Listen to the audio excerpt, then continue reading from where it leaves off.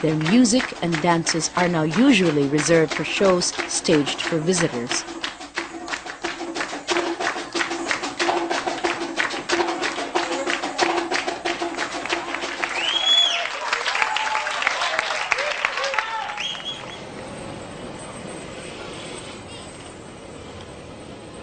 We cannot stop change, but in the midst of all this, there are a few young Tiboli who have chosen to keep the traditional ways alive.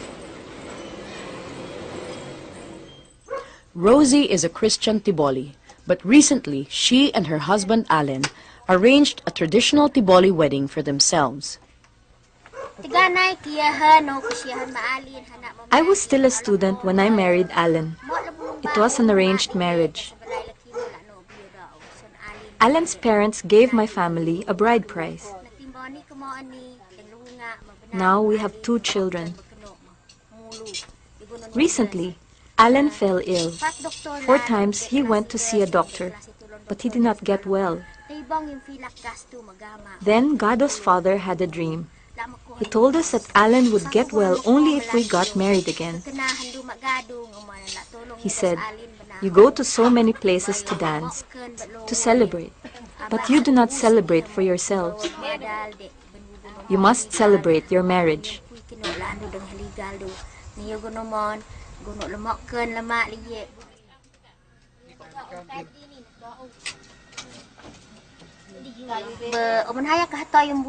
On the eve of the ceremony, my mother prepared some banana leaves and bamboo water containers.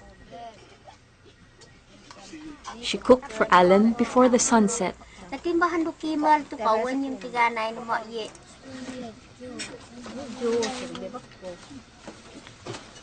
The following morning, the groom's family arrived.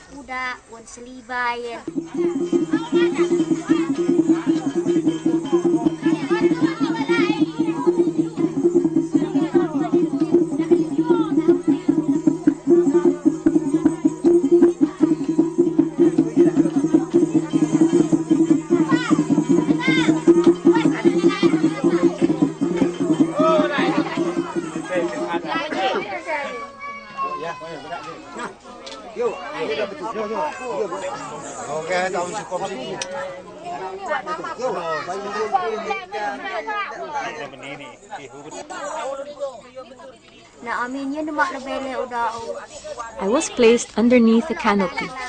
My sister-in-law took it off, but not before giving me things in exchange.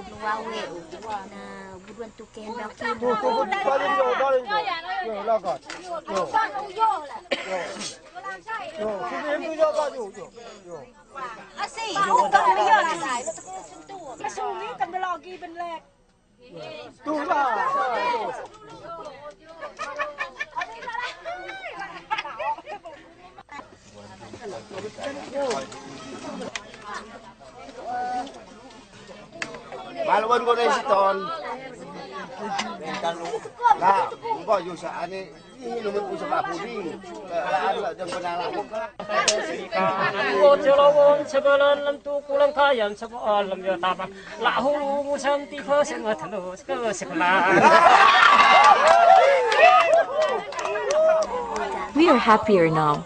We have nothing more to ask. It is God's will.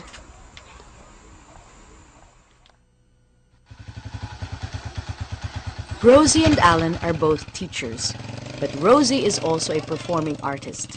Her father taught her to dance, play music, sing, and to tell stories.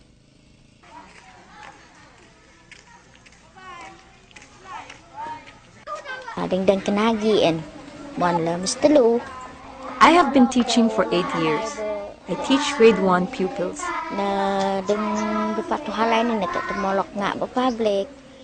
I teach them not only reading and writing, but also the traditions of the Tiboli.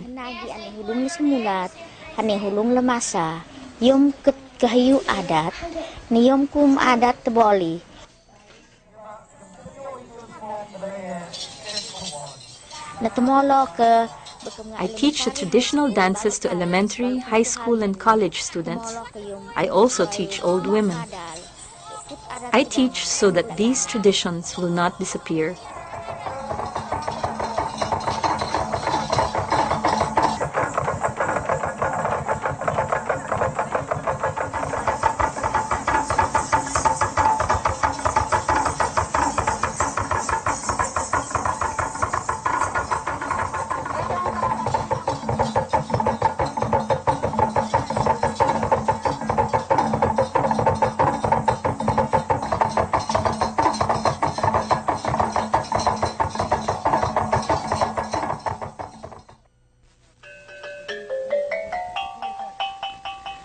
Among the Tiboli, Maria is a very active performer.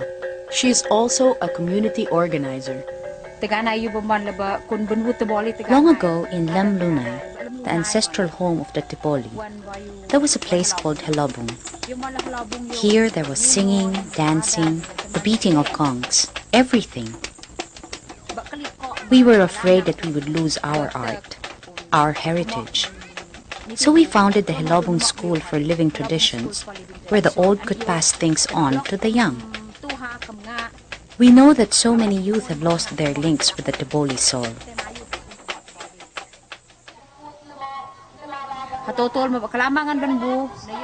We want the world to know that the Tiboli can stand on their own, as Tiboli. Here we are in touch with our traditions. That is what we do in the Helabung. There is dissonance between modern and tribal ways.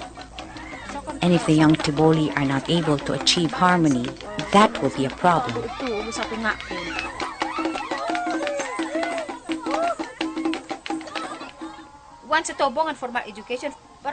Formal education helps, but I always worry about what it can lead to. There must be coexistence. Anything learned from school should be reconciled with Tiboli culture, so that good will come out of it.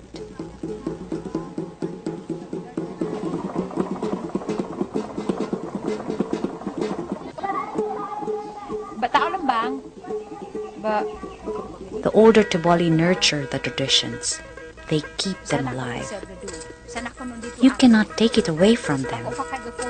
It fills their hearts and minds. It is still part of them.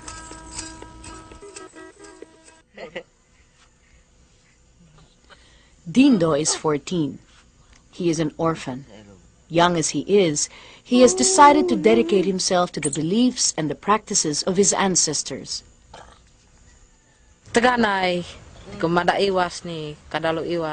Years ago, nobody could teach me the monkey dance.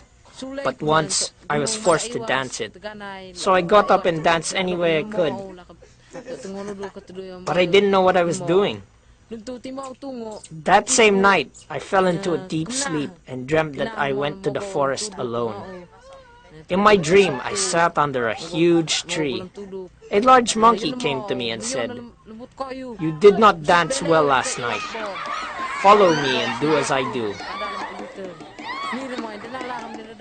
I followed him and copied everything he did. Today I still follow everything he told me. I copied everything he did. The way he climbed trees, how he walked, sat, scratched, ate. I did it all. I copied the way he teased people. I learned everything. I followed everything he said. When I didn't follow him, he would scold me, saying, "You are a bad person because you did not listen to me. Don't expect me to teach you again."